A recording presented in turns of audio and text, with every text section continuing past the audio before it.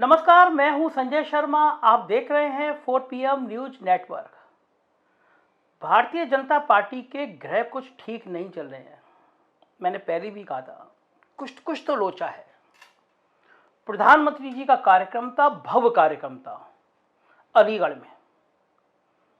राजा महेंद्र जी की यूनिवर्सिटी का बड़ा भव्य उद्घाटन था। जाट वोट साधने की रणनीति थी। दरअसल पिछड़ी जातियां जो है गले की हड्डी बन गई हैं इस समय बीजेपी की। तो यह प्रधानमंत्री जी आएंगे, अलीगढ़ में भव्य आयोजन होगा और एक जाट महापुरुष के नाम पर जाट सज जाएंगे। पिछड़ी जातियों में संदेश चला जाएगा कि सब कुछ बढ़िया है और भारतीय जनता पार्टी को बढ़त मिल रही है। कार्यक्रम था भी बड़ा भव्य। आज करोड़ों रुपए के विज्ञापन दिए गए अखबारों में। आपके घर जो भी अखबार आता होगा उसमें देखिएगा फुल पेज के विज्ञापन है। सरकार को फायदा होता है ऐसे विज्ञापन। जब आप करोड़ों रुपए किसी को देते हैं तो कहते हैं ना कि आप नमक खाया यार, मैंने गद्दारी कैसे करूं। तो जब अखबार का फुल पेज विज्ञापन होगा तो अखबार ये कैसे लिख पाएगा कि अलीगढ़ के आसपास के जितने जिले हैं उसमें दर्जनों बच्चे मर रहे हैं, रोज मर रहे हैं। डेंगू फैला हुआ है, तड़प तड़प के मर रहे हैं। अस्पताल में दवाई नहीं है, स्ट्रेचर नहीं है, डॉक्टर नहीं है। एनडीटीवी ने कल रिपोर्ट दिखाई थी, सच में कलेजा ना मुंह को आ गया था। माँ की गोद में बच्चा हुआ था। एनडीटीवी का रिपोर्टर खड़ा हुआ था, 3 बच्चे उसी समय मर गए। जो रिपोर्टें आ रही है उसमें आ रहा है कि 100-150 बच्चों की मौत पिछले 1-1.5-2 महीने के अंदर हो चुकी है डेंगू से। यह हाल है उत्तर प्रदेश की स्वास्थ्य सेवाओं का। फिरोजाबाद के मेरे रिपोर्टर गए हैं, बता रहे हैं दिल दहलाने वाली तस्वीर है। आप कल्पना नहीं कर सकते, सोचेंगे नींद नहीं आएगी। कल्पना करके देखिए, आप अपने बच्चे को, ईश्वर ना करे, आप अपने बच्चे को बुखार में गोदी में अस्पताल लेकर जाएं, वहां दवा ना हो, वहां डॉक्टर ना हो, बच्चा आपके गोद में, आपके हाथ में तड़प तड़प के मर जाए और पड़ोस के जिले में जश्न हो रहा हो, भव्य आयोजन हो रहा, बड़ी बड़ी बातें हो रही हो क्योंकि जाट वोट चाहिए। गांव देहात में आज भी अगर गांव में किसी की मृत्यु हो जाती है तो गांव की शादी टाल दी जाती है। जिस जिले के आसपास के जिले में दर्जनों सैकड़ों बच्चे मर गए और कुछ दिनों में वहां इतना भव्य आयोजन की कल्पना भी कोई कैसे कर सकता है। बड़ा कलेजा चाहिए, बहुत जिगर चाहिए, बहुत हिम्मत चाहिए। मैं कहूंगा बेशर्मी के लिए भी बहुत हिम्मत चाहिए। किसमें हिम्मत है कि जो सैकड़ों बच्चों की मौत पर पड़ोस में जश्न मना सके। मगर यह हुआ, आज हुआ। अखबार में करोड़ों के विज्ञापन दिए गए जिससे इस मुद्दे पे चर्चा ना हो, छोटी सी खबर छाप देना अंदर के पन्ने पर। मगर एक कुछ ऐसा भी वाकया हुआ जिसने पूरी भारतीय जनता पार्टी में भूचाल ला दिया। वो वाकया था कि मंच से केशव मौर्य गायब थे और ये भारतीय जनता पार्टी के अंदर खलबली मचाने के लिए पर्याप्त था कि प्रधानमंत्री नरेंद्र मोदी मंच पर आए, इतना भव्य कार्यक्रम हो जिसपे करोड़ों रुपए तो केवल विज्ञापन में फूके जाएं और केशव मौर्य उस कार्यक्रम में ना आए।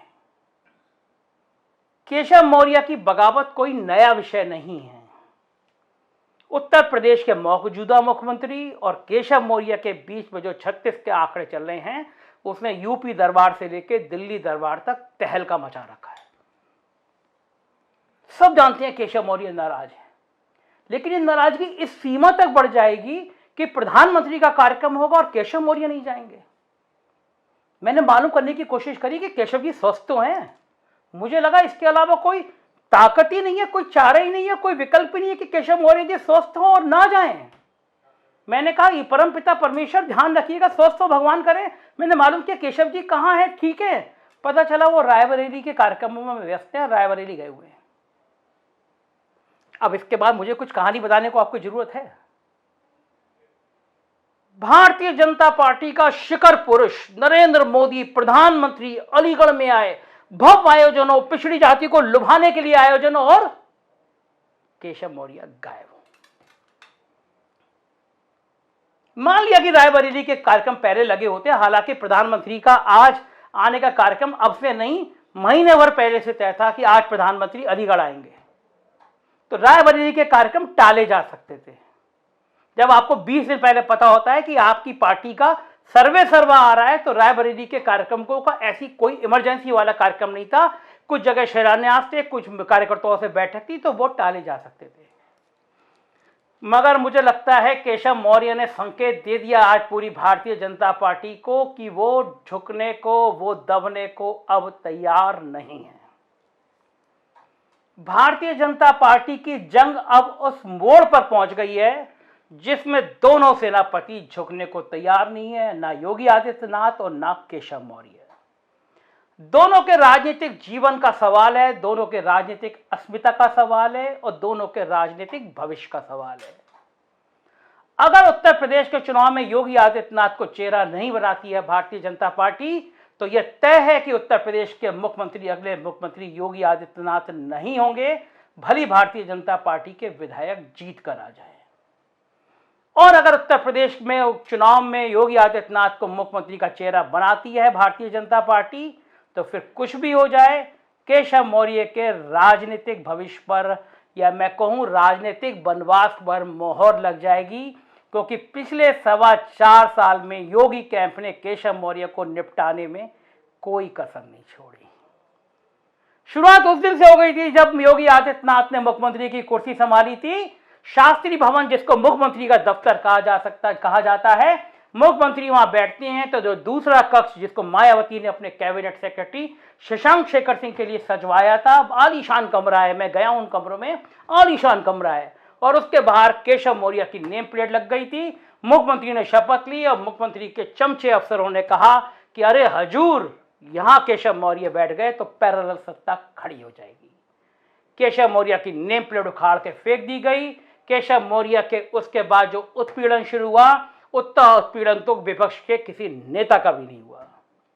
उनके हर सरकारी काम में जांच शुरू हुई, सरकारी काम में अंगुलबाजी जिसे बोलते हैं, अंगुलबाजी शुरू हुई। उनके यहाँ वो अफसर तैनात किए गए जो केशव मौर्य का विरोध करें, और ये संदेश गांव-गांव चला गया कि यह सरकार ऊंची जातियों की है, यह सरकार ठाकरों की है, यह सरकार पंडितों की है, यह सरकार बनियों की है, और पिछड़ी जातियों की यहाँ कोई सुनवाई नहीं है।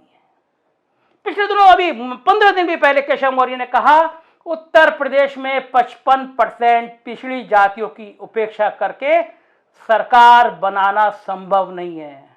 और दूसरा बयान दिया कि मुख्यमंत्री वही होगा जिसको चुनाव के बाद विधायक तय करेंगे। दोनों बयानों से साफ था कि योगी आदित्यनाथ के लिए संकेत है कि अगर विधायक बाद में तय करेंगे तो आपकी राह मुश्किल हो जाएगी, क्योंकि मौजूदा दौर में भी अधिकांश विधायक मुख्यमंत्री के खिलाफ है।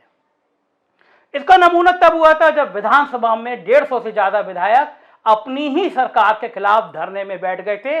लोकतंत्र के इतिहास में ये शायद पहली घटना होगी, मुझे याद नहीं आ रहा। मैं 15-20 साल से सक्रिय राजनीति का हिस्सा हूं। सक्रिय राजनीति का हिस्सा इस मायने में कि मैं पॉलिटिकल कवरेज लगातार करता हूं लखनऊ में। मैं पंचम तल से लेकर मुख्यमंत्री कार्यालय पर विशेष निगाह रखता हूं।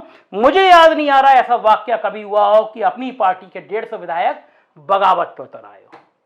लेकिन आज ये बगावत इस स्तर तक पहुंच जाएगी कि आज प्रधानमंत्री के फंक्शन में केशव मौर्य नहीं जाएंगे, ये किसी ने सोचा नहीं था। मुझे याद नहीं आ रहा 4.25 साल में किसी बड़े नेता की इतनी हिम्मत हो कि नरेंद्र मोदी आए और उस कार्यक्रम में वो ना जाए। कितनी भी सफाई देते रहिए, कितनी भी बातें करते रहिए, लेकिन कार्यकर्ताओं, विधायकों, मंत्रियों सबके बीच में आज सुबह से ये चर्चा का विषय है कि आखिर ऐसा क्या हो गया जो केशव मौर्य नरेंद्र मोदी के फंक्शन में नहीं गए। यह भारतीय जनता पार्टी का एक बड़ा परमाणु विस्फोट जैसा है। देखना होगा भारतीय जनता पार्टी अपनी इस गुटबाजी से, इस अंदरूनी कलह से कैसे निपटेगी। चुनाव में 3 महीने हैं, पिछली जाति बहुत भड़की हुई है। एक राजा के नाम पे विश्वविद्यालय खोलने से जाट मान जाएंगे, उम्मीद कम है। जाट नेताओं को अपमानित करने में कसर नहीं छोड़ी गई। टिकैत के आंसू सरकार के लिए मुसीबत का सबब बने हुए हैं। तो देखते रहिए 4PM न्यूज नेटवर्क, क्योंकि ऐसी तीखी, ऐसी सच्ची और ऐसी खरी खरी बातें करने वाला चैनल कोई नहीं मिलेगा। सब्सक्राइब करिए और बताइए कि आपको हमारा चैनल कैसा लगता है। Thank you.